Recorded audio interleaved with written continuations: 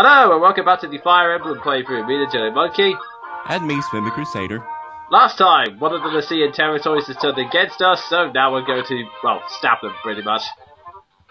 Yep, and we have to save a mage who has absolutely terrible AI.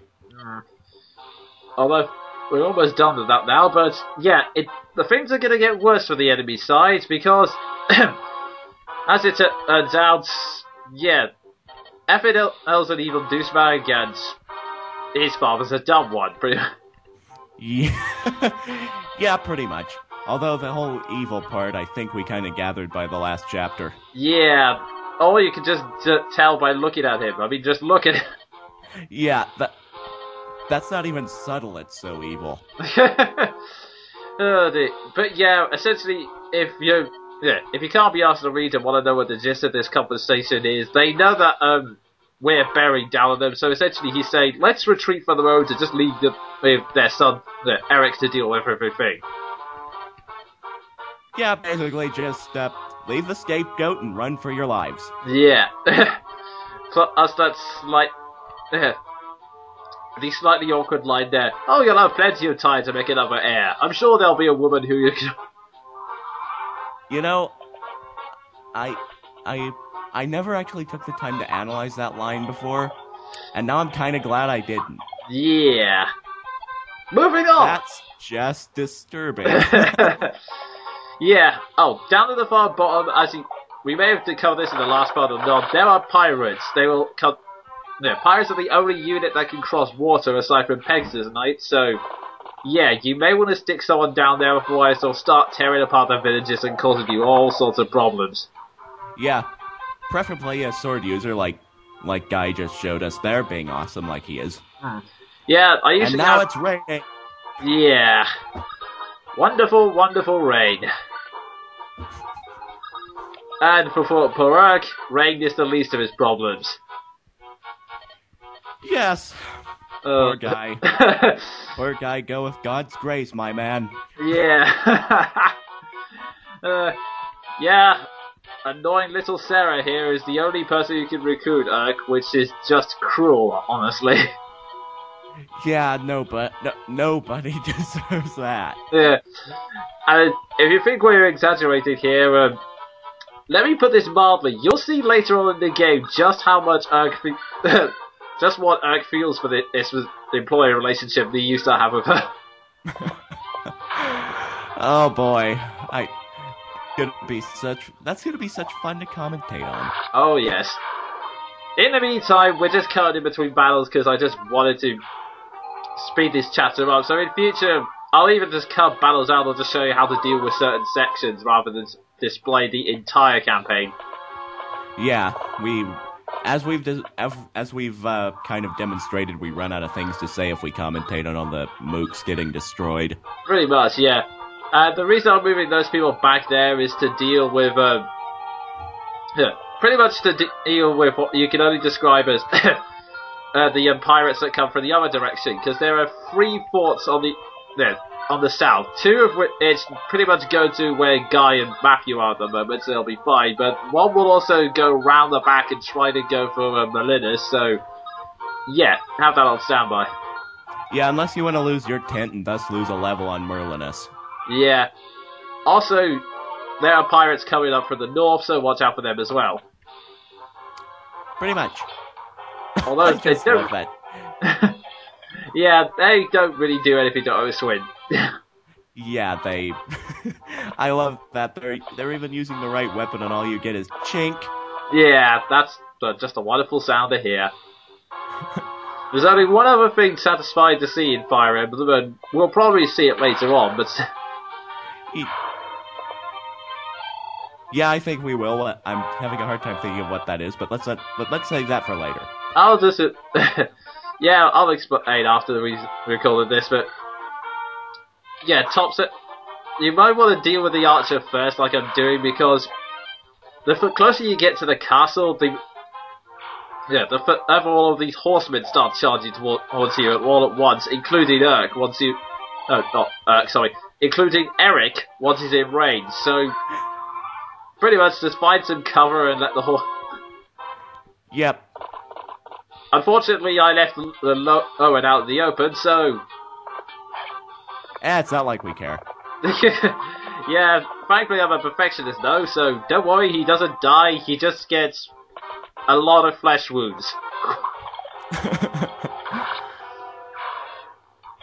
Kind of like that guy went through.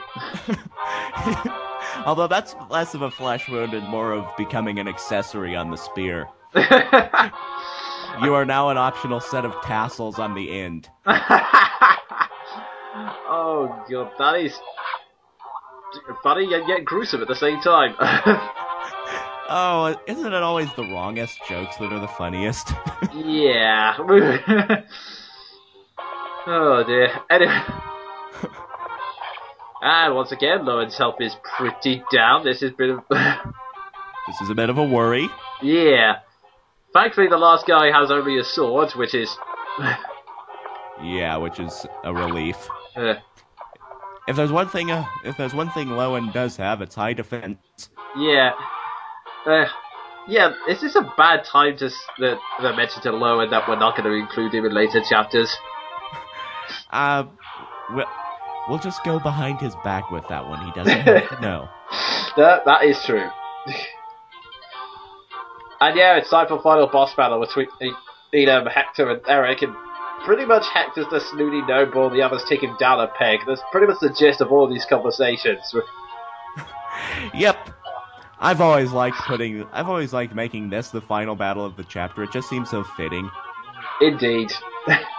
Plus the wolf bale kind of makes short work of anything. Pretty much, yeah. Especially horse units. It will Yeah, horse units and those pesky knights you can never get through. That is true. So, yeah, especially if Gandalf on him will just use the wolf bale like you saw there. Sometimes when I used to play through it just to rub the salt wound in, I used to get Rebecca to land the finishing blow, even though I never intended to use her after that point, just because I thought it would be so fitting to have the commoner take her down. I love your thinking. And there we go, X critical. Yep, magic rune signs. Yeah, although one thing I've just often wondered in terms of criticals, although the other criticals it's usually implied that they found the right opportunity, with Erx it's just pretty much that they do this, add a little extra bit to the casting, which makes you wonder, why don't they do that all the time? That's a good point, actually. Yeah, I mean, why does it do the egg thing through four of this? But normally there's some, if you're doing it sensibly, there's usually some distance between them, so it's not like impending dooms anymore. Yeah, wow, the things you realize when you think about them. Yeah. Once again, and the thing is, Urk would be the type to do that, too. Yeah. Just take whatever measures necessary to, win. Yeah, so it's really not... It's honestly a bit of a logic break, but then again, this is Fire Emblem, Leaping Axemen and the like, so... Yeah, and furthermore, the AI has already screwed over Urk's character with the whole numpty charge, so... That is true, yeah. We can't really expect much of it. Although, thankfully, it's under our control, and, yeah, the final thing you have to do in this game after defeat all enemies, obviously, is recruit Priscilla, who's in the Southern Village, and obviously only can with him. Pick her up. Well, okay, that sounded wrong. Never mind. Well, actually, I think, because I always send a horseman down there because they're faster, anyone can recruit her. You just have to... This is just the only conversation that you actually get. Oh, okay. I think you're right, actually, now thinking about it. Damn it, I wish past me had actually thought about that. Yeah, just to keep in mind for future chapters. Yeah, and the vendor here is fire, which you may need to use, because thunder is a bit... It kind of slows Zerk down a bit. Yeah, and plus it has less durability. That is true. He's stronger, though. Yeah, that is always in its favor. Yeah. But yeah, that knight's the last guy there, so we're just gonna have Hector beat him up and... Kaboom! No, wait. Yeah, Hector's sheer manliness made him pull through that. And the thing is, the funniest thing about that is that the spear still goes straight through him, and he still takes no damage. Just what? That is how manly he is. He's just doing. You know, I think it's just time for a line here. Chuck Norris checks under his bed every night for Hector. You probably would as well. Anyway, I mean, Hector's the type of person who just plows down enemy soldiers because they're in his way. Pretty much, yes. Come to think of it, he's kind of like, character aside, he's kind of like the Kenpachi Zaraki of Fire Emblem 7. Oh dear. Anyway, actually, I'm pretty sure there's a lot other candidates for that, but moving. Yeah, that's actually very true. But we're getting severely off topic here. Oh yes. Okay. Actually, we're now getting to the backstory. Apparently, Everdale's trying to plan a rebellion within the Lusitania League, which includes Caitlin, Foray, and all the other nations.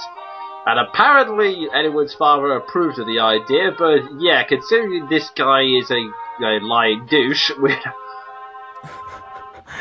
yeah. It's really unsure what to do. Yeah, but we're relying on an unreliable narrator here. Yeah, so I really wouldn't hold credence to that theory, in all honesty. Also, on a brief side note, if you're playing through Hector's story, which you can only get after beating the game once, then you would get an extra chapter here where you'd have to defend this castle, but honestly, you don't get it in anyone's playthrough, so I'm afraid you won't be able to see it, and you won't... Sorry, I've just cut off by my own computer's noises there, but anyway, And I was cut off by the fact that Eric was even more of a douche than I remembered. Yeah, he's not very likable, but anyway, pretty much that mission is another one of Defense and Spot for 7 missions, and it honestly doesn't add much to the story, and also, I'm not going to demonstrate it because, honestly, I'm not playing the game twice. Oh dear. So, yeah, with all of this big mystery of assassins, Black Fang, and possible traitors of my father, that's the end of this part. So that was me, the Jonin Monkey. And me, Sven. You know what I mean.